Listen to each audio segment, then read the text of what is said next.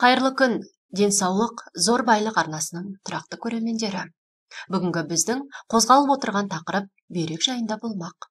Бүйрекке пайдалы және зиянды тағамдарды айтатын боламыз. Біздің видеомызды бағалап, видеоға лайк пен комментарий жатырып жазып отырыңыздар. Біз бастаймыз. Жалпы бүйрекке пайдалы тағамдар. Күнделікті ішіп жүрген ас ауқатымыздың бүйрек жұмысына қаншалықты әсер ететінін білесіз бе? Бүйрек бұл адам ағзасындағы ең маңызды мүшенің бірі. Оның негізгі міндеті қандағы токсиндерден тазарту. Егер бүйрек ауырғанын сезе бастасаңыз, тамақтануға көңіл бөлу керек екенін ұмытпаңыз.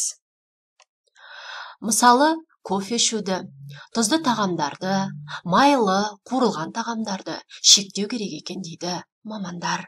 Ендеше, бүйрекке пайдалы тағамдарды тізіп көрейік. Бірінші кезекте гүлді қырыққабат.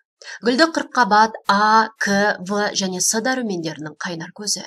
Дәл осы көкөністің бойындағы антиоксиданттар бүйрек жолдарында пайда болатын аурулардың алдын алып, қатерлі ісікті болдырмайды. Себебі гүлді қырыққабат бүйрек тінінің қабуына қарсы тұра алатын бірден-бір көкөніс. Сонымен қатар, гүлді қырыққабаттың құрамындағы жасұнық зат алмасу процесін қалыпқа келтіретінін де айта кету керек. Қара жидек. Қара жидек көздің көргіштігін жақсартып қана қоймай, бүйректен құм мен майда тастарды айдайтын қасиетке ие. Қант диабетімен ауыратын жандардың бүйрек жұмысы да нашарлайды екен. Міне осындайда ғалымдардың айтуынша қара жидек құрамындағы антиоксиданттар мұндай әсерді болдырмауға атсалысады. Қара жидекті үнемі жейтін жандардың бүйрегіне тас байланбайтын көрінеді. Келесі кезекте қызыл жүзім. Жүзімнің бойындағы С дәрумені мен көп мөлшердегі флавоноидтар қабыну процесін төмендетеді. Жүзімнің бұл қасиетін созылмалы пиелонефрит ауыратын жоғары бағалайды.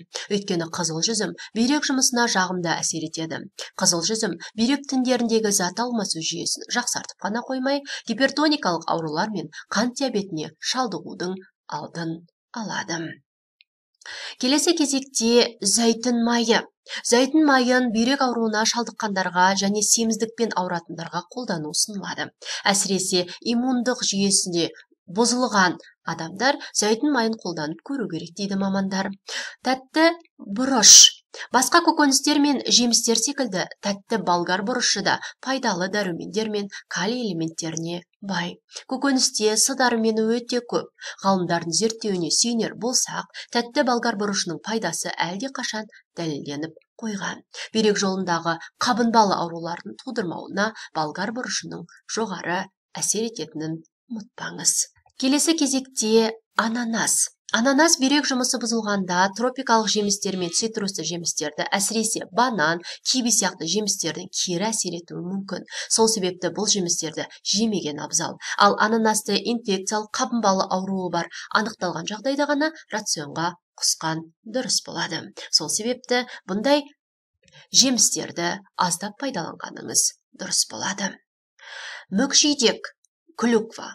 Мүкжидектің антисептикалық қасиеті бұрыннан белгілі. Оның құрамындағы пайдалы заттар несеп айдайтын жолдардың шырышты қабықтарға, бактериялардың жабысуынан орналасуына жол бермейді. Инфекцияға қарсы тұрып, түрлі аурулардың алдын алуына септігін тигізеді. Сол себепті де болар мүкжидек шырынын неврофилологиялық аурулармен ауыратын науқастарға ішу ұсынылады. Бұл әдістерді қолданғаннан кейін 2-3 күнде оң нәтижесін көресіз.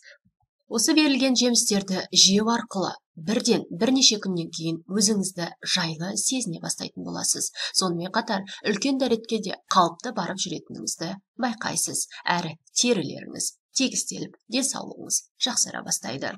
Осында сұлулыққа ие болғыңыз келсе, бұл жемістерді жеп көргеніңіз абзал.